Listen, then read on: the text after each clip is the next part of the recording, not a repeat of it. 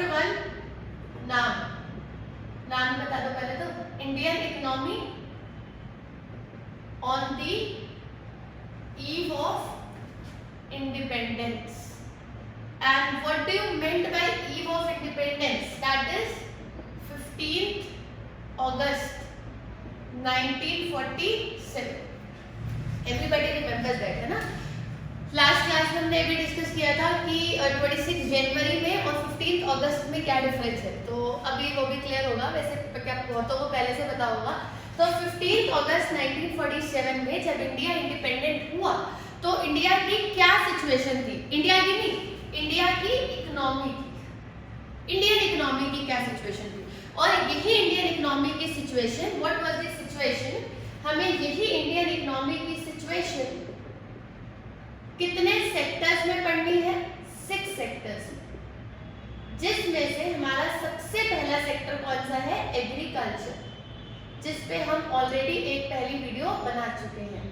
दूसरा सेक्टर कौन सा है? इंडस्ट्रियल, जिसके बारे में आज हम डिस्कस करेंगे। It's a very big topic, industrial sector is very important. तीसरा सेक्टर है फॉरेन ट्रेड, ठीक है जी। चौथा सेक्टर है ऑक्यूपेशनल स्ट्रक्चर। पांचवा सेक्टर है डेमोग्राफिक फीचर्स, जैसे मैंने ये प्रीवियस वीडियो में भी लिखे हैं, डेमोग्राफिक फीचर्स। और 6th सेक्टर है इंफ्रास्ट्रक्चर। बस यहाँ आते आते इंफ्रास्ट्रक्चर, ठीक है जी। तो हमें इंडियन इकोनॉमी की सिचुएशन कितने सेक्टर्स में पढ़नी है? 6 सेक्टर्स में। हमें इन 6 सेक्टर्स में इकोनॉमी की सिचुएशन पढ़नी है।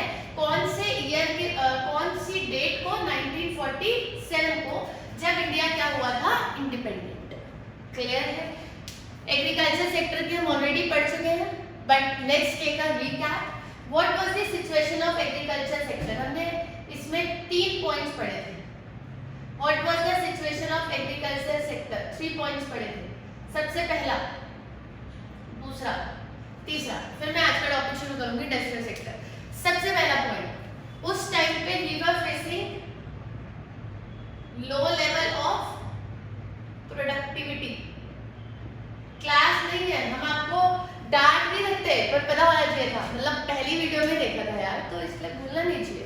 लो India was facing low level of productivity. क्या सीखा था? सारी लैंड क्या थी? Unfertile. High degree of dependence किस पे था? रेनफॉल। इस वजह से बहुत ज्यादा, मैं स्लो हो रही हूँ कि आप सोचो, हमें बहुत ज्यादा क्या लगाना पड़ता था? इनपुट।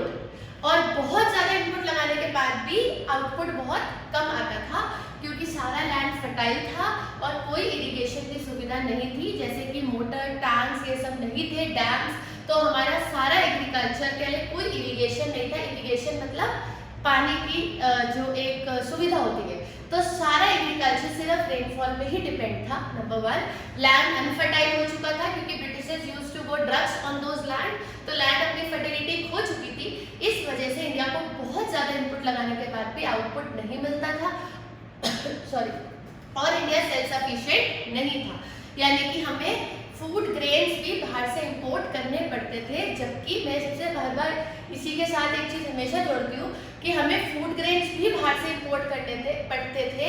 इसके बावजूद कि India is an agriculture economy, हमारी सबसे ज्यादा पॉपुलेशन एग्रीकल्चर में थी, सबसे ज्यादा, और उसके बाद भी हमें फूड ग्रेन्स वगैरह, राइस, व्हीट, ये सब चीजें बाहर से इंपोर्ट करनी पड़ती थी, because India was not self sufficient. India में इतने लोग एग्रीकल्चर कर रहे थे, फिर भी आउटपुट प्रोड्यूस नहीं कर पा रहे थे, क्योंकि आउटपुट बनाने के लिए इनपुट बहुत ज्यादा लगाना पड़ रहा था और इतना इनपुट लगाना संभव नहीं था। 2 कारण की वजह से, एक तो लैंड अनफर्टाइल था और एक इरिगेशन की सुविधा नहीं थी, तो भूलिएगा मत।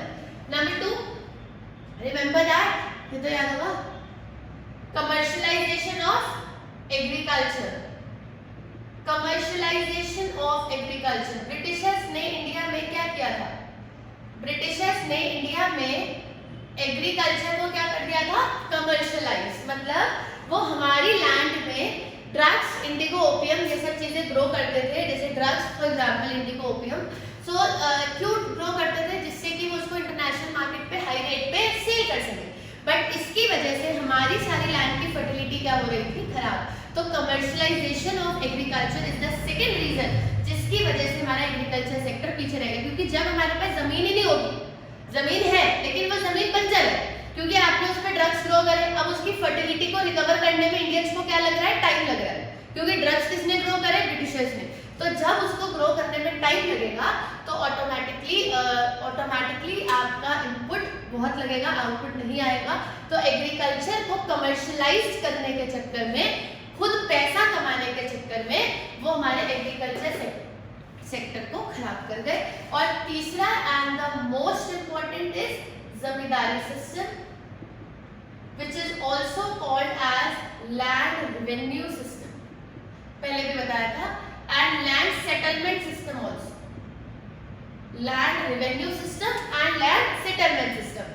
कैसे करना, it is a triangle between three people, poor farmer who is a tenant, किराएदार, जमींदार who is the owner of land। जमींदार जो था वो अपनी जमीन किसको देता था, पुअर फार्मर को, क्योंकि उस पर तो जमीन थी नहीं, तो वो उससे जमीन किराए पे लेता था। जमींदार इज समबडी जो लैंड का ओनर होता था। तो जब वो जमीन देता था तो बदले में रेंट तो लेता ही था, लेकिन उसका क्रॉप भी छीन लेता था। और फिर अब अगर आप मुझसे रेंट भी ले लोगे, क्रॉप भी ले लोगे, तो मैं कमाऊंगी किससे, और अगर कमा नहीं पाऊंगी तो आपका रेंट कैसे दूंगी। अब आप मुझे कह रहे हो रेंट भी दे दो, क्रॉप भी दे दो, तो मेरे को बचाइए क्या। तो this is how poor farmers are being exploited by the zamindars। So this is how poor farmers are being exploited by zamindars। और अगर poor farmers ब्रिटिश गवर्नमेंट के पास हेल्प के लिए जाते हैं तो भी ब्रिटिश गवर्नमेंट उनको कोई हेल्प नहीं देता था, because there was a tie between zamindars and British government. Corruption शुरू से चल रहा है इंडिया में। तो जमींदार पैसा किसको खिलाते थे, ब्रिटिश गवर्नमेंट को, और ब्रिटिश गवर्नमेंट जमींदार्स को कुछ कहती ही नहीं थी। तो जमींदार बढ़िया मजा आ रहा था पूरा, और फार्मर्स को क्या कर रहे थे, एक्सप्लॉइट। अपनी जमीन उनको रेंट पे देने के बाद उनसे किराया और क्रॉप दोनों वसूल लिया जाता था, जिसको आपने लगान पिक्चर में भी देखा है, which is also called as लगान। डन। तो zamindari system, commercialisation of agriculture और low level of productivity, this was the situation of agriculture sector in 1947। और इसीलिए एग्रीकल्चर सेक्टर कुछ सालों तक स्टेगनेंट रहा। स्टेगनेंट मींस उसमें कुछ तरक्की नहीं देखी गई, इसीलिए एग्रीकल्चर सेक्टर में कुछ टाइम तक कोई तरक्की देखी नहीं गई। तो this is the reason why agriculture sector remained stagnant for many years, क्योंकि जो एग्रीकल्चर सेक्टर की सिचुएशन 1947 में थी उससे कोप अप करने में इंडिया को टाइम लगा। क्लियर? Let's go. तो our next sector is industrial sector, and next question is what was the situation of industrial sector of India in 1947? कि 1947 में इंडस्ट्रियल सेक्टर की क्या सिचुएशन थी। अब जैसे हमने एग्रीकल्चर सेक्टर की पढ़ी, सेम वैसे ही कौन से सेक्टर की पढ़ेंगे, इंडस्ट्रियल सेक्टर की। अब पहले आते हैं लॉजिक पे। उस टाइम पे अगर मैं इंडस्ट्रीज को डिवाइड करूं कैटेगरी में, तो हमारे पास 3 कैटेगरीज की इंडस्ट्रीज थी। फिर पढ़ेंगे कि तीनों को कैसे धीरे धीरे बर्बाद किया गया, कैसे इसे बर्बाद किया गया, कैसे इसे, कैसे उसे, तीनों में ब्रिटिशर्स क्या क्या करके गए। तो द फर्स्ट इंडस्ट्री जो हम सबसे ज्यादा डिस्कस करेंगे that is handicraft goods industry. Okay, अच्छा जी, what is handicraft goods? Handicraft goods are handmade goods. आप सब जानते हैं और ये भी समझ रहे होंगे कि हम इसको डिटेल में डिस्कस क्यों कर रहे हैं। हम इसे डिटेल में डिस्कस इसलिए कर रहे हैं क्योंकि ये हमारे हैंडमेड गुड्स हैं, और India was very famous for handmade goods, है ना। इंडिया में शुरू से ही आप सब जानते हो कि सबसे ज्यादा जो हाथों का काम जिसे कहते हैं ना, मतलब बिल्कुल बारीकी से बहुत सुंदर हाथों का काम, वो इंडिया में सबसे ज्यादा अच्छा होता था पहले।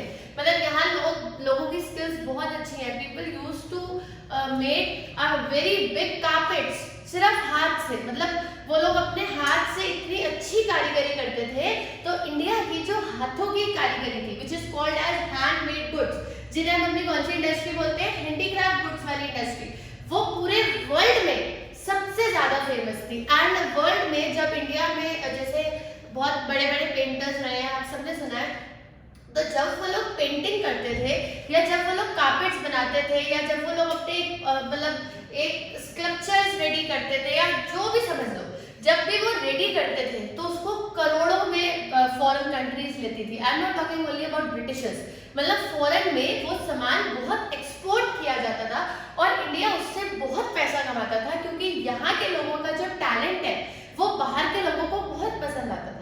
अगर आप अभी भी देखोगे तो जब आप कभी देखना है, जब फॉरेनर्स आ रखे होते हैं ना, तो वो इंडिया के जो हैंडमेड गुड्स होते हैं ना, जो आपको रेलवे स्टेशन पे भी बिकते हैं, बस स्टैंड पे बिकते हैं, या अगर आप कभी रेड फोर्ट जाते हो, ताजमहल जाते हो, तो यहाँ पे भी ऐसे बाहर बैठे रहते हैं लोग और वो बोलते हैं हाथ से बना हुआ है, तो ब्रिटिशर्स उसमें बहुत इंटरेस्टेड होते हैं। अगर हम जैसे लोग हम छोड़ के आ जाते हैं, क्या ये तो बेकार है, किस काम का है, बट ब्रिटिशर्स उसको खरीदते हैं, मतलब फॉरेनर्स उसको खरीदते हैं। I am talking about Britishers, but foreigners उसको खरीदते हैं और बेटा जी बहुत चाह से खरीदते हैं, बहुत इंटरेस्ट के साथ खरीदते हैं, उन्हें उसमें बहुत इंटरेस्ट होता है। आज भी जब फॉरेनर्स इंडिया आते हैं तो आज भी जो हमारे हैंडमेड गुड्स है, शॉल्स हो गई, स्वेटर्स हो गई, कारपेट्स हो गए, पेंटिंग्स हो गई, या जो लोग हाथ से बड़े सुंदर सुंदर डिजाइन के डेकोरेटिव आइटम्स बनाते हैं, वो आज भी बहुत हाई रेट पे फॉरेनर्स को लोग बेचते हैं। जो चीज़ आप 100 रुपये में ले आते हो ना, वो फॉरेनर्स को वो 1000 रुपये में बेचते हैं, और फॉरेनर्स वो भी अच्छे खुशी खुशी खरीदते हैं क्योंकि उनके देश में वो नहीं मिलता। तो same as today, earlier also, जब हम इंडिपेंडेंस की और 1947 की बात करें, तब भी इंडिया की वर्ल्ड में सबसे फेमस इंडस्ट्री जो थी वो कौन सी थी? हैंडीक्राफ्ट गुड्स की industry, which is handmade goods. तो इंडिया के हैंडमेड गुड्स इतने फेमस थे कि बाहर के देश के लोग उसका बहुत अच्छा पैसा इंडिया को देते थे। तो ब्रिटिशर्स ने सोचा कि भाई ये तो बढ़िया है, ये हाथ से चीजें बनाते हैं, बेचते हैं, और मतलब बैग्स बनाते हैं और ब्लैंकेट्स बनाते हैं और बेडशीट्स बनाते हैं, बहुत सुंदर चीजें बनाते थे। तो अब ब्रिटिशर्स ने इसका तोड़ निकाला। क्या तोड़ है? इस इंडस्ट्री को कैसे एक्सप्लॉइट किया जाए, ये इंडिया की जो मेन टांग है जिससे पैसा आ रहा है, इसे कैसे काटा जाए। तो तब उन्होंने ये सोचा, सबसे पहले उन्होंने क्या किया, इंडिया से पहला पॉइंट से शुरू करते, जो भी रॉ मटेरियल था वो इंडिया से एक्सपोर्ट करा दिया गया। और कहां एक्सपोर्ट करा दिया गया? ब्रिटेन। अब आपको गालियां आएंगी बहुत सारी जब हम इंडस्ट्रियल सेक्टर बढ़ोगे, कुछ तो एग्रीकल्चर में ही आ गई होंगी कि हमारी सारी लैंड अनफर्टाइल कर गए और हमारी ड्रग्स उगा गए, हमारी लैंड की फर्टिलिटी खराब हो गई और जमींदारी सिस्टम ला गए, फार्मर्स को एक्सप्लॉइट किया। मतलब गलत तो किया ना। अगर ब्रिटिश गवर्नमेंट जमींदार्स को सपोर्ट ना करती तो जमींदारी सिस्टम आता ही ना। अगर ब्रिटिश गवर्नमेंट इंडिगो वगैरह ग्रो ना करती तो लैंड की फर्टिलिटी कभी खराब होती ही ना। सेम उस तरीके से अगर इंडस्ट्रियल सेक्टर की बात करें तो हैंडीक्राफ्ट गुड्स इंडस्ट्रीज हमारी सबसे फेमस इंडस्ट्रीज थी। इससे हम सबसे ज्यादा पैसा कमाते थे क्योंकि इसका अच्छा रेट हमें मिलता था मार्केट में। तो ब्रिटिशर्स ने क्या किया, जितना भी हमारा हैंडमेड गुड्स का क्या था रॉ मटेरियल, वो करा लिया एक्सपोर्ट। और कहां एक्सपोर्ट करा लिया? ब्रिटेन। सारा का सारा रॉ मटेरियल ब्रिटेन पे एक्सपोर्ट करा लिया गया। अब इससे क्या हुआ, हमारे पास तो रॉ मटेरियल ही नहीं बचा। अब बनाए कैसे? क्योंकि every finish good is produced with the help of raw material. तो जब रॉ मटेरियल ही नहीं होगा तो फिनिश गुड कैसे बनेंगे? तो ब्रिटिशर्स ने क्या चाल चली, जितना भी हमारा रॉ मटेरियल था वो सारा किसने खरीद लिया? ब्रिटेन ने। दीदी हम बेचेंगे ही नहीं। कैसे नहीं बेचोगे? जब जिसकी सरकार होती है, जो राजा होता है, वो तो राजा होता है बच्चे, उसके आगे हम मना थोड़ी कर दोगे। तो जब ब्रिटिश गवर्नमेंट ने ये कहा कि जितना भी रॉ मटेरियल है, चाहे वो हैंडीक्राफ्ट का हो चाहे वो किसका भी हो, वो सारा हैंडीक्राफ्ट का रॉ मटेरियल किसने ले लिया? ब्रिटेन। अब जब वो सारा हैंडीक्राफ्ट का मटेरियल ब्रिटेन ने ले लिया तो उसके बाद उन्होंने क्या बनाने शुरू करे? Finish goods. यहीं से शुरू कर दूं। ब्रिटेन ने उसकी मदद से क्या बनाए? Finish goods. क्योंकि रॉ मटेरियल से हमेशा फिनिश गुड्स ही बनाए जाते हैं। तो ब्रिटेन ने ऐसा एक काम कर दिया, मैं इसके आगे लिख देती हूं। ब्रिटेन ने उसकी मदद से प्रोड्यूस करे फिनिश्ड गुड्स। दोबारा सुनो और ध्यान से सुनना। रॉ मटेरियल किसका था? इंडिया का। किसने कहां एक्सपोर्ट किया?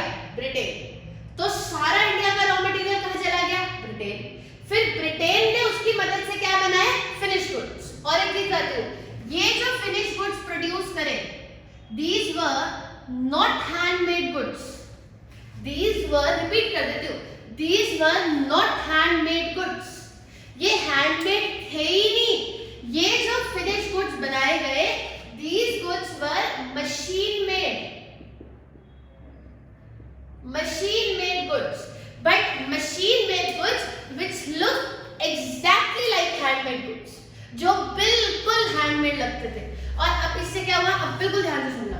हम लोग एक्चुअली में मेहनत करते थे. इंडियंस की एक खासियत है, we are very much hard working. ये आपको मानना पड़ेगा. जितनी भी इंडियन लेबर होती है वही बाहर जाके काम करती है बच्चे, क्योंकि जितनी मेहनत इंडियन लेबर कर सकती है ना, कोई नहीं कर सकता.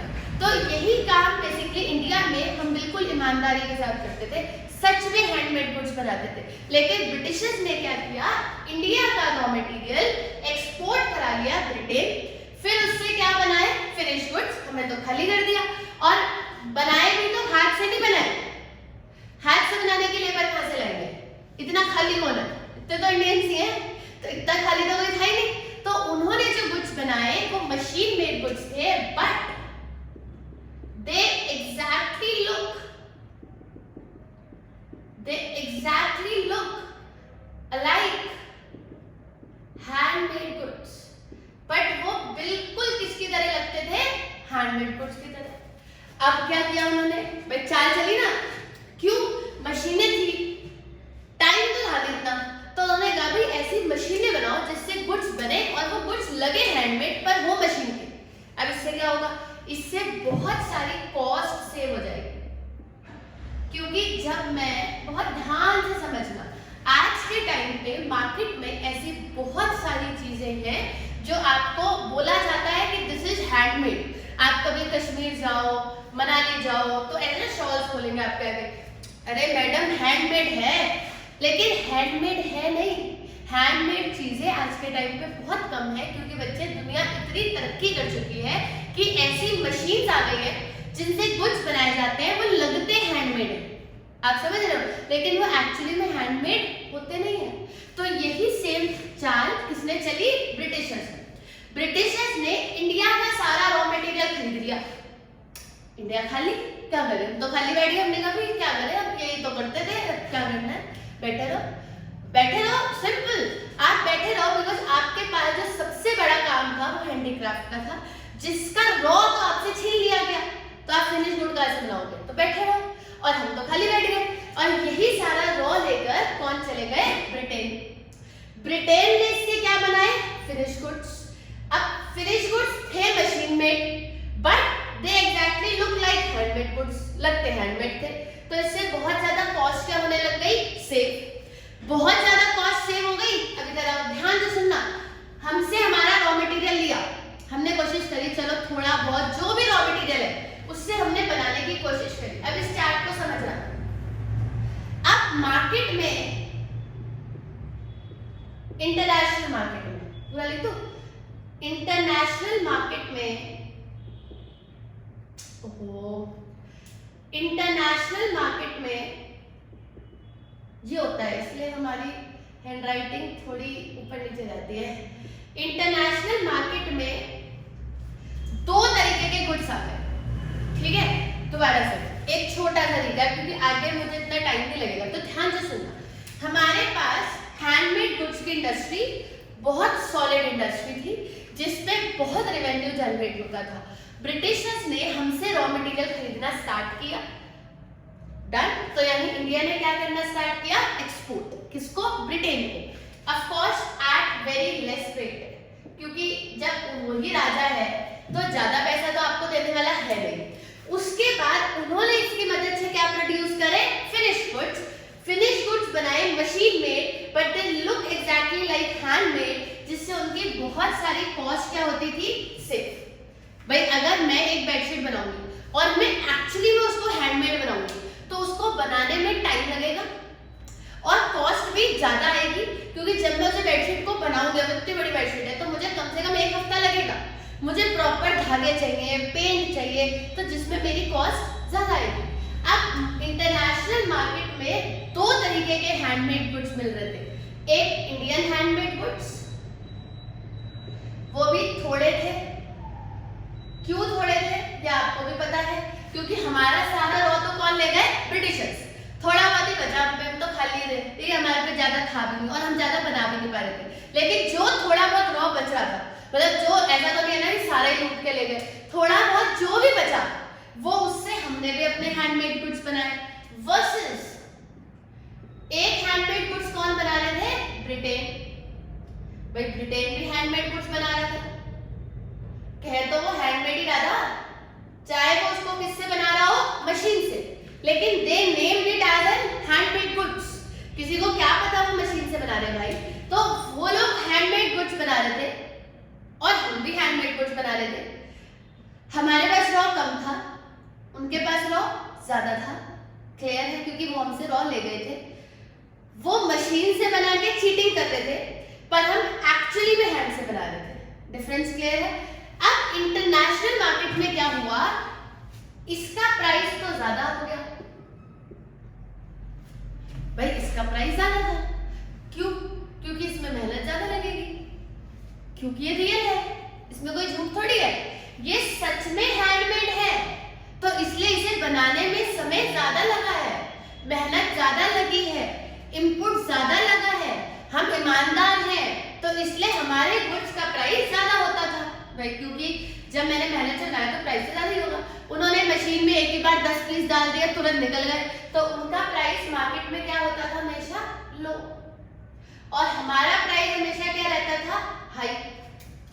अब सबने पढ़ा 11th क्लास में, अगर आप हाई प्राइस चार्ज करोगे तो आपके गुड्स की डिमांड इंटरनेशनल मार्केट में क्या हो जाएगी? कम। और ब्रिटिशर गुड्स क्या प्राइस क्या चार्ज कर रहे हैं? लो, तो उनकी डिमांड क्या हो जाएगी? ज्यादा। और इस तरीके से उन्होंने हमारी पूरी हैंडीक्राफ्ट गुड्स की इंडस्ट्री को एक्सप्लॉइट कर दिया, और एवरीबॉडी वाज सेइंग कि हम ब्रिटेन के ही हैंडमेड गुड्स लेंगे। क्यों लेंगे? क्योंकि वो सस्ते हैं, क्योंकि वो सस्ते हैं। डन, हम ब्रिटेन के ही हैंडमेड गुड्स लेंगे क्योंकि वो सस्ते हैं। अब वो सस्ते क्यों है?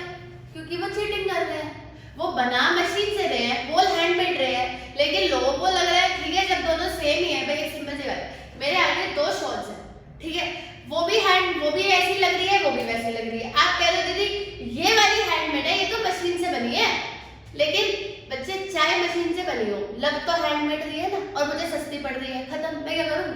तो द थिंग इज, हम हमेशा वो करते हैं जो हमें सस्ता पड़ रहा है।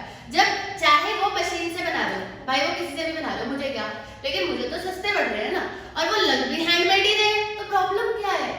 भाई अगर आपने कोई पेंटिंग ली, वो किसी ने सच में हाथ से बनाई और वो उसके 10,000 रुपए मांग रहा है, किसी ने उसे मशीन से बनाई, लेकिन लग दोनों की सेम रही है, वो कह रहा है जी मैं तो 2,000 रुपए दे दूंगा, तो 2,000 वाली सही है, लग तो हैंडमेड ही रही है। तो द थिंग इज, ब्रिटिशर्स में इतना दिमाग था, थोड़ा सा समझाने में तो मेरा भी दिमाग खर्च जाता है, कि ब्रिटिशर्स ने हमारी हैंडीक्राफ्ट गुड्स की इंडस्ट्रीज को कुछ इस तरीके से एक्सप्लॉइट किया, मतलब जो आपने कभी ना पढ़ा होगा, ना सोचा होगा, ना सोच पा रहे होगे, तो इसलिए दोबारा सोचो। जो भी इंडिया के हैंडमेड गुड्स की इंडस्ट्री थी, वो वर्ल्ड में बहुत फेमस इंडस्ट्री थी। अपनी हैंडीक्राफ्ट गुड्स इंडस्ट्री का कोई तोड़ ही नहीं था, क्योंकि हम सच में हाथ से सामान बनाते थे, जिसका हमें सच में अच्छा रेट मिलता था, और जो हम करते थे वो कोई नहीं करता था। तो we were having a monopoly, हमारी हैंडीक्राफ्ट गुड्स में मोनोपोली थी और कोई वो काम करता ही नहीं था। तो जब ब्रिटिशर्स इंडिया आए और जब उन्होंने इतने साल रूल किया, तो उन्होंने ये समझा, ये सोचा कि यार ये बढ़िया है, ये हाथ से कुछ कुछ बनाते हैं, तो इसके लाख रुपए मिल जाते हैं, अब इसका कोई तोड़ निकालो। तो वो तोड़ ये निकला कि क्यों ना इंडिया से रॉ मटेरियल ले लिया जाए। कहाँ ले लिया जाए? ब्रिटेन में। फिर ब्रिटेन में उससे क्या बनाएंगे? Finish goods. उसको बनाने का जो तरीका अपनाएंगे, अब हमारे पास इतनी स्किल्ड लेबर तो है नहीं कि हाथ से बना दे, तो उसको बनाने का जो तरीका अपनाएंगे वो मशीन होगा, लेकिन मशीन से गुड ऐसा बन के आएगा जो हैंडमेड ही लगेगा, और इससे हमारी बहुत सारी कॉस्ट क्या हो जाएगी? सेव। क्योंकि बेटा जी मशीन में एक ही बारी में 10 आउटपुट आ जाते हैं, हाथ से 10 आउटपुट बनाने में 10 हफ्ते लगेंगे, क्योंकि एक आउटपुट ऐसे 1 हफ्ते में बन रहा है, लेकिन मशीन में तो एक ही दिन में 10 बेडशीट निकल जाएंगी। प्रॉब्लम क्या है? प्रोडक्शन कितनी होगी जब आप मशीन का इस्तेमाल करोगे। अब इंटरनेशनल मार्केट में एक इंडियन मेड हैंडमेड गुड्स थे, एक ब्रिटेन के हैंडमेड गुड्स थे। इसका प्राइस लो था क्योंकि एक्चुअली में तो मशीन से बन रहे थे और हम तो असली में मेहनत कर रहे थे, और हमारे गुड्स का प्राइस हाई था। तो इसलिए हमारे गुड्स की डिमांड कम होने लग गई और उनके गुड्स की डिमांड ज़्यादा होने लग गई। और इंटरनेशनल मार्केट में लोगों ने ये प्रेफर किया कि हम इंडियन हैंडमेड गुड्स नहीं लेंगे, हम ब्रिटेन वाले हैंडमेड गुड्स लेंगे, क्योंकि चाहे वो मशीन से बन रहे हो भाई, वो हमें सस्ते पड़ते हैं और हमें सस्ते पड़ते हैं सबसे पहली बात, और लग तो हैंडमेड ही रहे हैं, तो प्रॉब्लम क्या है। तो this was a strategy which was followed by Britishers to exploit India की कौन सी इंडस्ट्री, बोलो कुछ, इंडिया की कौन सी इंडस्ट्री, हैंडीक्राफ्ट इंडस्ट्री। थोड़ा सा घर पे भी बोला करो, जब आप सिस्टम के आगे बैठते हो या फोन पे देखते हो तो बोलो इंडिया की कौन सी इंडस्ट्री, हैंडीक्राफ्ट गुड्स। सबसे पहले चलो क्वेश्चन में कौन से सेक्टर की बात कर रहे हैं, बोलो कौन सा सेक्टर, इंडस्ट्रियल। इंडस्ट्रियल सेक्टर के अंदर we have how many types of industries, 3। Number one handicraft, number 2 capital goods industry, number 3 modern goods industry. Handicraft goods industry was our world famous industry, जिसमें हम कौन से गुड्स बनाते थे, handmade. Britishers ने हमसे क्या ले लिया, रॉ मटेरियल, ठीक है जी, और कहां ले गए, ब्रिटेन। वहां जाके उससे क्या बनाया, रॉ से फिनिश्ड बनाया, किसकी मदद से, मशीन। लगता कैसे था, हैंडमेड। तो कॉस्ट क्या आती थी, बहुत कम आती थी। अब इंटरनेशनल मार्केट में जहां हमारा सामान बढ़िया रेट पे बिक रहा था, वहां आगे फालतू में ही डिस्टर्बेंस क्रिएट करी। अब इंटरनेशनल मार्केट में जहां हमारी मोनोपोली हुआ करती थी, वहां 2 हैंडमेड गुड्स आ गए, एक इंडिया वाले, एक ब्रिटेन वाले। डन। इंडिया वाले का प्राइस हाई था, ब्रिटेन वाले का प्राइस लो था। तो इंटरनेशनल मार्केट में किसकी डिमांड ज्यादा हो रही थी, ब्रिटेन वाले की, और इसकी डिमांड कम हो रही थी। और हमारा सामान जो बाहर एक्सपोर्ट होता था, अच्छे रेट पे बिकता था, वो बिकना बंद हो गया और लोगों ने हैंडमेड गुड्स कहां से खरीदने शुरू कर दिए, ब्रिटेन से। क्लियर है, लोगों ने हैंडमेड गुड्स कहां से खरीदने शुरू कर दिए, ब्रिटेन से। ये बात हमने कौन सी मार्केट की करी, इंटरनेशनल। अब बात करेंगे डोमेस्टिक मार्केट की। डोमेस्टिक मार्केट में क्या होता है, डोमेस्टिक मार्केट मतलब इंडिया की मार्केट। अच्छा, कुछ बुक्स में ना, मैं सच बता दूं, एनसीईआरटी में भी ज्यादा डिटेल में नहीं है, बट पता होना चाहिए, मैं पढ़ा देती हूँ, तो इसलिए मैं आपको सारा पढ़ा देती हूँ जितना मैंने पढ़ा हुआ है। डोमेस्टिक मार्केट में क्या हुआ, ये बात तो हो गई इंटरनेशनल मार्केट की। डोमेस्टिक मार्केट समझते हो, इंडिया की खुद की मार्केट में क्या हुआ। अब ध्यान से समझना, जब ब्रिटिशर्स ने फिनिश गुड्स बनाए और जब वो पूरे इंटरनेशनल दे रहे थे, हमारा तो उन्होंने पूरा बिजनेस ही खत्म कर दिया। कहाँ हम इंटरनेशनल देते थे, कहाँ वो घुसाए अचानक से कि जी हम देंगे, अब दे दो भाई, क्या कर सकते हैं। तो उन्होंने बोला कि हम देंगे, तो दो, सिंपल। हमारा इंटरनेशनल बिजनेस बिल्कुल खत्म। जितने भी फॉरेन कंट्रीज हैं, चाइना, जापान, यूरोप, जो भी आपके दिमाग में, उन सब ने हमसे हैंडीक्राफ्ट गुड्स लेना बंद कर दिया। उन्होंने कहा जी आपके तो महंगे हैं और वो तो सस्ता देते हैं और लगते भी हैंडमेड है, और हैंडमेड ही है भाई, हम कैसे माने मशीन मेड है, हमें पता है ना मशीन मेड है। चलो हो सकता है 1-2 देशों को पता भी हो मशीन मेड है, लेकिन वो ये कहना चाहते हैं कि जब लगी हैंडमेड रहे हैं और आधा रेट पड़ रहा है तो प्रॉब्लम क्या है। तो इसलिए हमारा इंटरनेशनल बिजनेस बिल्कुल खत्म हो गया। अब बात करते हैं डोमेस्टिक की। एक गांधी जी का भी आपको इसमें जिक्र करेंगे बीच में। डोमेस्टिक मार्केट में भी वही था, Indian handmade goods, Indian handmade goods भी थे वर्सेस हमने ब्रिटेन वाले हैंडमेड गुड्स भी थे। बहुत ध्यान से सुनना, सिचुएशन ऊपर वाली बिल्कुल सेम, हमारे गुड्स महंगे होंगे क्योंकि भाई हम तो हैं ईमानदार, उन्होंने चीटिंग से बनाए हैं मशीन से, उनका प्राइस लो। भाई विदेशों को तो छोड़ो, हमारे तो खुद के देश के लोग ही हमारे सगे नहीं है।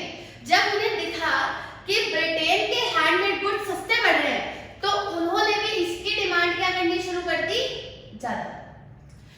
डोमेस्टिक मार्केट में भी हमारे गुड्स की डिमांड क्या हो गई, कम। हमारे तो अपने ही जगह नहीं है, इसीलिए रिमेम्बर दैट गांधी जी ने उस टाइम पे एक मूवमेंट चलाया था, याद है, कुछ स्वदेशी अपने गुड्स का इस्तेमाल करें, चाहे बाहर के गुड्स कितने भी सस्ते में आ रहे हो।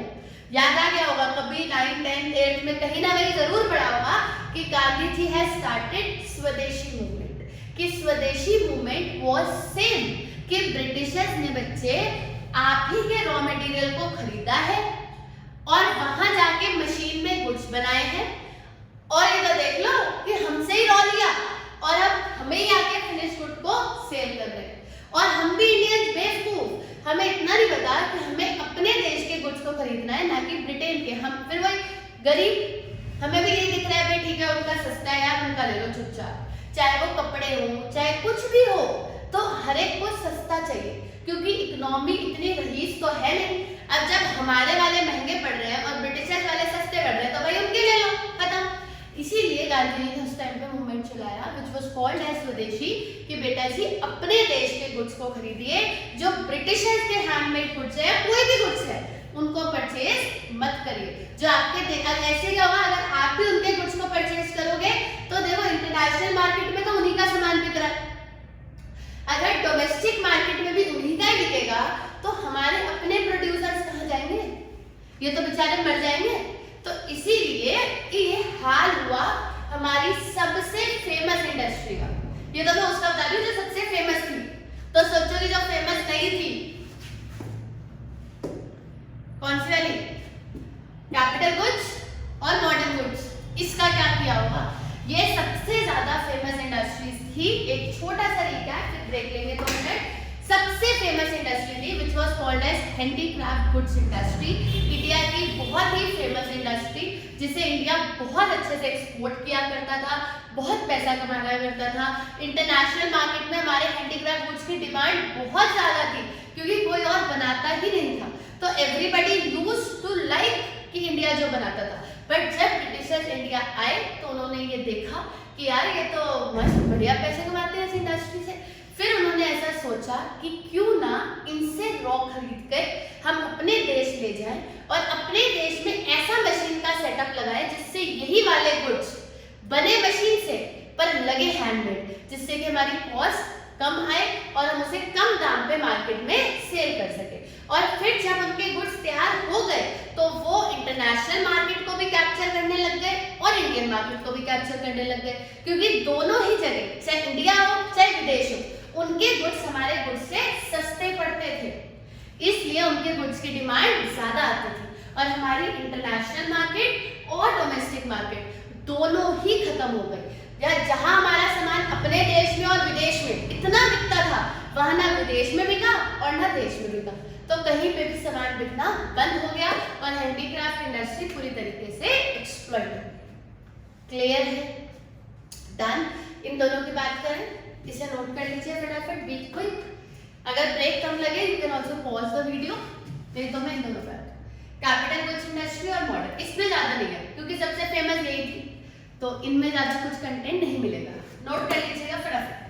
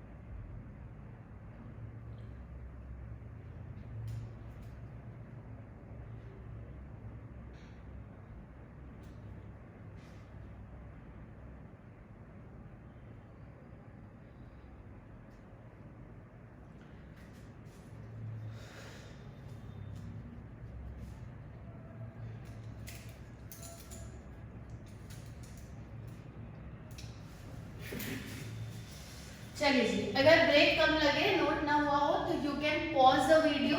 अब तो आपके हाथ में है हमारा कंट्रोल, तो रिमोट तो आपके हाथ में ही है, कुछ भी कर सकते हो तुम। अगले पे चलते हैं, ओके। नहीं तो वीडियो बहुत लंबी हो जाती है, फिर अपलोड होने में प्रॉब्लम होती है। तो हम ये दोनों इंडस्ट्रीज कवर अप करते हैं। What was capital goods industry? Capital goods industries are those industries, पहले तो इसका मतलब समझो। Capital goods industries are those industries which produce machine, equipments, etc. अब क्या समझे वो बताओ। अच्छा, इसमें मुझे इसमें स्पेस ज्यादा चाहिए, इसमें इतना नहीं चाहिए, ठीक है जी। तो which produce machine, equipment, etc. उन इंडस्ट्रीज को हम कौन सी गुड्स की इंडस्ट्रीज कहते हैं? Capital goods industries. अब ध्यान से सुनो, कैपिटल गुड्स इंडस्ट्रीज वो इंडस्ट्रीज होती हैं जहां पे मशीन बनती है। अब आपके दिमाग में आएगा, दीदी हर चीज मशीन से बनती है, रॉ से फिनिश्ड किससे बनता है? मशीन से। लेकिन मशीन भी तो कहीं बनती होगी, कॉमन सी बात है। जो इक्विपमेंट्स, जो टूल्स आप यूज करते हो वो भी तो कहीं बनते होंगे। तो उन्होंने क्या सोचा, अच्छा रॉ से फिनिश्ड बनाओगे? हाँ जी बनाए, ठीक है बना लो। ये ब्रिटिशर्स ने कहा। हमारे जाने के बाद क्या करोगे जी? जितना रॉ है ना उससे फिनिश बनाएंगे। ठीक है बना लो। रॉ से फिनिश बनाने के लिए क्या चाहिए? मशीन। और वो जो मशीन जहां बनेगी उस इंडस्ट्री को कौन सी इंडस्ट्री बोलते हैं? Capital goods industries. और उन्होंने क्या किया, पूरी तरीके से जितनी भी कैपिटल गुड्स इंडस्ट्रीज थी वो सारी कैपिटल गुड्स इंडस्ट्रीज को शट डाउन कर दिया। रॉ से फिनिश्ड बना सकते हो, अलाउड है, कोई प्रॉब्लम नहीं है। पर बेटा जी रॉ से फिनिश्ड बनाओगे कैसे? जब तक मशीन नहीं होगी। तो मशीन कहाँ बनाओगे? कैपिटल गुड्स इंडस्ट्री में। वो ब्रिटिशर्स ने क्या कर दी? Shut down. तो फिर रॉ से फिनिश्ड कैसे बनाओगे? एक कॉमन सी बात है। चलो एक एग्जांपल लेते हैं। मान लो कि मुझे फॉर एग्जांपल मुझे व्हीट से ब्रेड बनानी है। अब अगर मुझे व्हीट से ब्रेड बनानी है तो क्या ये वाली इंडस्ट्री ब्रिटिशर्स ने बंद कर दी है जहां पे व्हीट से ब्रेड बनती है? नहीं, खुली है, बना लो। लेकिन व्हीट से ब्रेड बनाने के लिए मुझे मशीन चाहिए होगी, कॉमन सेंस है। और मुझे व्हीट से ब्रेड बनाने के लिए क्या चाहिए होगी? मशीन। फिर मैं किसी इंडस्ट्री में मशीन भी बनाऊंगी। मशीन कहीं बनेगी, आएगी, तभी तो ब्रेड बनेगी, क्योंकि ब्रेड भी तो किसी मशीन में ही बनती है। वही कैपिटल गुड्स इंडस्ट्री को वो लोग क्या कर गए? शट डाउन, बंद करो कैपिटल गुड्स इंडस्ट्री। तो भाई ये वाले भी कर देते, फिर इसका हम क्या करेंगे? एक कॉमन सेंस की बात है, इसका भी हम क्या करेंगे? जब कैपिटल गुड्स ही नहीं होंगे तो इसका हम क्या करेंगे? And what do you meant by capital goods? अपने दिमाग में एक चीज सेट कर लो, machines. Capital goods means machines. आप मशीन्स नहीं बनाएंगे। आपको गेहूं, चीनी, चावल से जो भी बनाना है बनाओ यार। आपको ब्रेड बनानी है बनाओ, बिस्किट्स बनाने हैं बनाओ, आपको शर्ट बनानी है, पेंटिंग बनानी है, जो बनाना है बनाओ यार। गाड़ी बनानी है बनाओ, आपको गाड़ी बनानी है बनाओ। लेकिन गाड़ी बनाने के लिए जो मशीन चाहिए आप वो नहीं बना सकते। बना सकते हो उसकी इंडस्ट्री आप खुद सेटअप करो, क्योंकि ब्रिटिशर्स उन इंडस्ट्रीज को पूरी तरीके से शट डाउन कर चुके हैं। पूरा बंद कर दो। अगर आपकी एक कॉमन सी बात है, अगर बेटा जी कहते हैं कि जैसे हाथ होता है ना, हाथ में वी हैव 4 fingers 1 thumb। अगर मैं आपको कहूं कि हाथ में फिंगर्स रख लो, थंब कटवा देते हैं, तो ये हाथ वेस्ट हो जाएगा। अब समझ आता है? फिंगर्स काट देते हैं आपकी, थंब काट देते हैं आपका, फिंगर्स रख लो तो हाथ खराब हो गया। अब इस हाथ के एग्जिस्ट करने से भी मुझे कुछ नहीं हो रहा है, क्योंकि हाथ बच्चे तभी बेनिफिशियल होता है जब you have all the 5 fingers। अगर हाथ में 1 फिंगर है, 2 फिंगर है, तो उस इंसान के लिए वो हाथ एक वेस्टेज ही है। अगर मुझे ये कहा जाए कि आप गुड्स मैन्युफैक्चर कर सकते हो, बट उसके लिए जो आपको मशीन चाहिए उसकी इंडस्ट्री हम बंद करके जा रहे हैं, तो बेटा जी फिर जब मशीन ही नहीं होगी तो मैं बनाऊंगी क्या? कद्दू? पॉसिबल ही नहीं है। तो इसलिए यह ब्रिटिशर्स ने किया विद, ऐसे लिखा गया है बुक में, विद 2 मोटिव। शायद इसके पीछे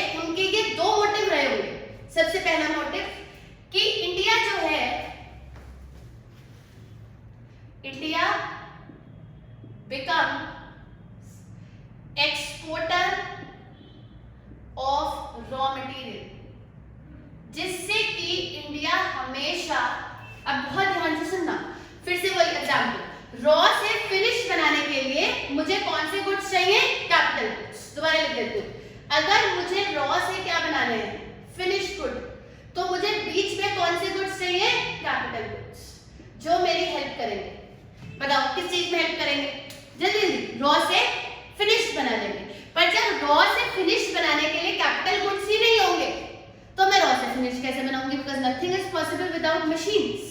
अगर मशीन्स, इक्विपमेंट्स, टूल्स नहीं होंगे तो मैं क्या बनाऊंगी? भाई आप एक किचन में सब्जी नहीं बना सकते अगर चाकू ना हो।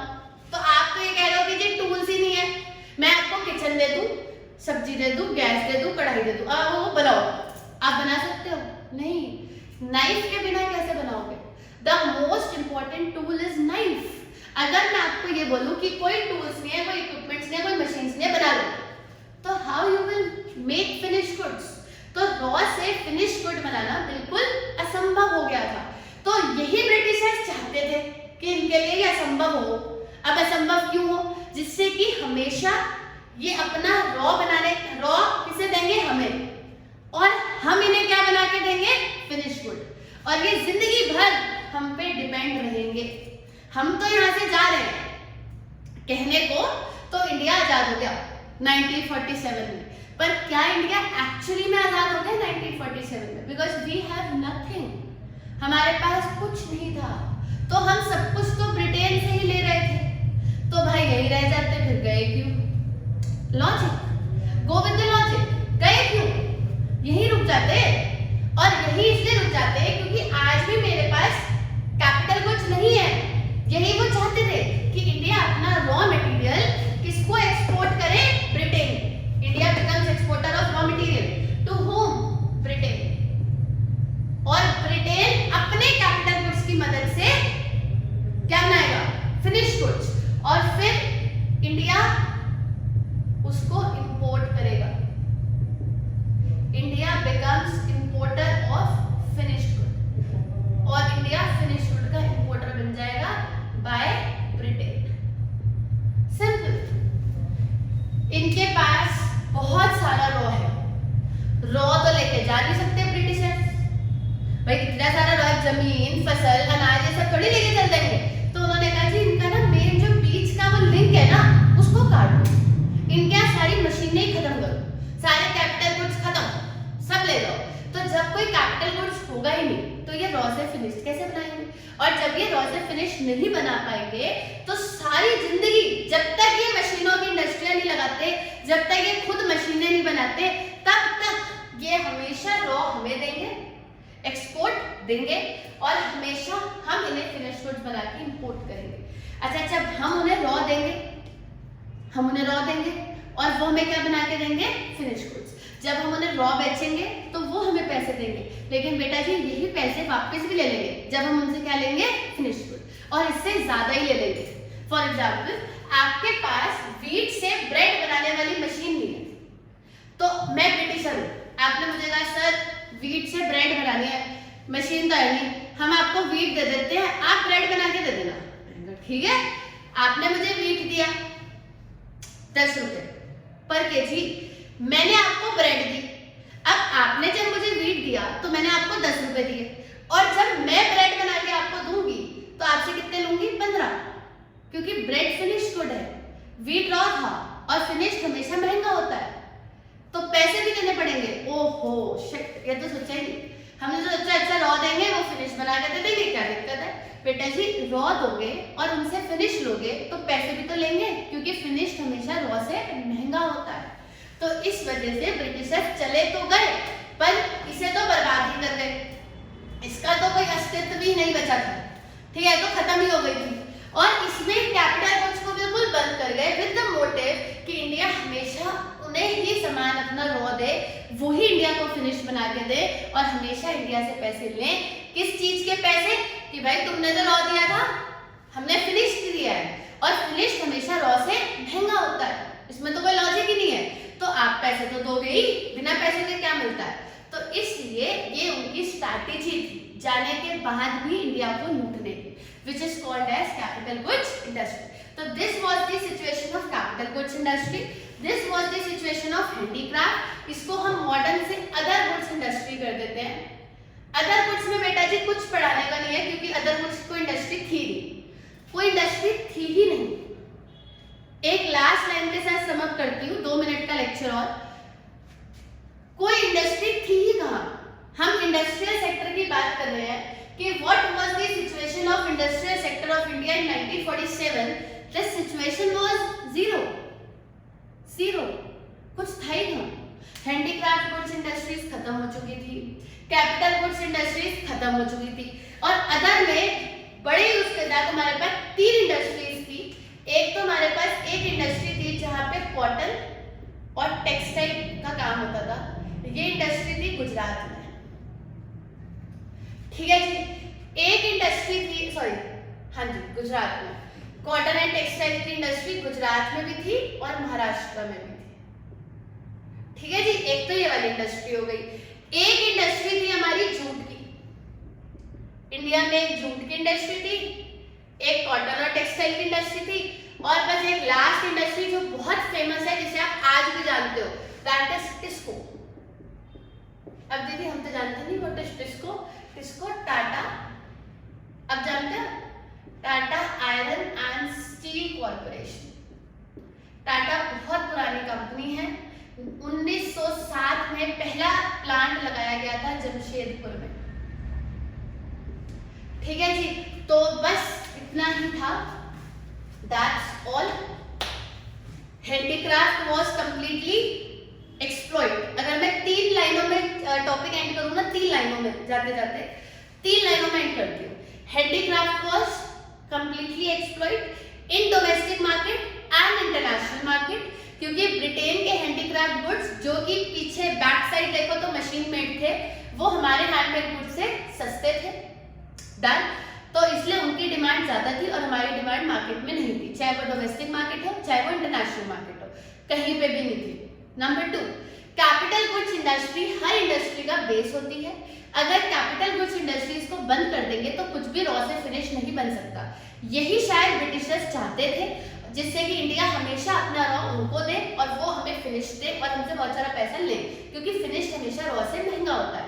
नंबर 3, सिर्फ 3 ही इंडस्ट्रीज इंडिया में काम कर रही थी। एक तो कॉटन एंड टेक्सटाइल का काम चल रहा था गुजरात और महाराष्ट्र में, एक जूट का काम चल रहा था इंडिया में, और एक टाटा काम कर रहा था, Tata Iron and Steel Corporation. That's all we have, that's all we have in 1947। All this was completely ruined, completely exploited. So we have only 3 businesses: cotton, jute and iron and steel. कभी कभी जब हम chapters को पढ़ा रहे होते हैं तो बेटा जी थोड़ा सा सोचना चाहिए। इंडिया 1947 में इंडिपेंडेंट हुआ जब कुछ नहीं था। एक बार अपनी पोजीशन देखो, एग्रीकल्चर वाज कंप्लीटली डिस्ट्रॉयड, ना कोई जमीन है तो वो बंजर है, क्या करोगे उसका, तो सारी जमीन बंजर है। एक बार 2 मिनट आईज क्लोज करके इमेजिन करो, एग्रीकल्चर सेक्टर में मेरे पास कुछ नहीं है, ना कोई मशीन, ना पंप, ना डैम, ना टैंक, ना मोटर, जमीन है वो भी बंजर है, क्या करूं इसका। This was the situation of my agriculture sector. अगर मैं इंडस्ट्रियल सेक्टर की बात करूं, nothing I was having, no capital goods industry, no handicraft goods industry, only 3 industries: cotton, textile, jute, iron and steel. Cotton, textile, jute, iron and steel. उससे यहां तक पहुंचना बहुत बड़ी बात होती है। आज India have everything, we have everything. अगर कोई इंसान 0 से शुरू करता है तो उसको बहुत टाइम लगता है। तो आज आप जो भी हो, इंडिया जो भी है, you should be proud of your country. आप ऐसे किसी और कंट्री को देखते हो तो ऐसे बोलते हो कि अरे ये तो बेकार है, क्या इंडिया में है क्या, ये तो करप्शन है, ये है, इनसे तो संभल ही नहीं रहा। हमारा देश इकलौता ऐसा देश है जिसकी पॉपुलेशन वर्ल्ड में नंबर 2 पे आती है। We are 150 crore of people with different caste, different religion. Understand the problem. आप बड़े हो गए हो, 150 करोड़ लोग जिनका जात पात धर्म लैंग्वेज स्टेट सब अलग है, खाने का स्टाइल अलग है, लैंग्वेजेस अलग है, वो सारे टाइप के लोग एक ही देश में रहते हैं और उस देश में जो 1947 में कुछ नहीं था, एक जमीन थी, वो भी बंजर जमीन जिसपे कोई काम नहीं होता था, ना इंडस्ट्री ना फैक्ट्री, जीडीपी वाज 0। उस देश को बहुत सारे लोगों ने, इट्स नॉट अबाउट पॉलिटिक्स, चाहे कांग्रेस हो, चाहे बीजेपी हो, चाहे कोई सी भी पार्टी हो, उन्होंने इस देश को 1947 से उठाया है। फिर धीरे धीरे उठाते उठाते उठाते उठाते आज हम 2020 तक आए हैं। Our journey is only of around, अगर मैं काउंट भी करूंगी ना आपके आगे, 40 to 160 और अराउंड 80 इयर्स, कम ही होंगे, मैं तो अंदाजे से बोल रही हूँ, 70 इयर्स अप्रॉक्स, ठीक है, 73, 72, 73 समथिंग। तो इतने ही इयर्स की जर्नी है हमारी। और 70 साल, दीदी 70 साल तो आपने बोल दिया 70 साल, लेकिन बेटा जी 70 साल और 150 करोड़ लोग, और जिसमें से सारे के सारे अनपढ़। क्योंकि जब ये बढ़ाऊंगी ना एक और आपका सेक्टर है, तो धीरे धीरे आपको समझ आएगा कि 150 करोड़ लोग भयंकर, और 150 करोड़ में एग्रीकल्चर सेक्टर खाली, इंडस्ट्रियल खाली, सारे अनपढ़। तो 70 साल क्या, मैं तो कहती हूँ 100 साल लगेंगे ऐसे देश को संभालने में। बट स्टिल हम बहुत ग्रोथ कर गए हैं और करेंगे। So we are one of the very I should say very developed economies, जिन्होंने इतने कम टाइम में इतना डेवलप हुआ है। तो हम और डेवलप करेंगे। But the situation in 1947 when India got independent was very worse in agriculture sector also and in industrial sector also. Clear है? चलो, done. Thank you. We will upload our next video tomorrow.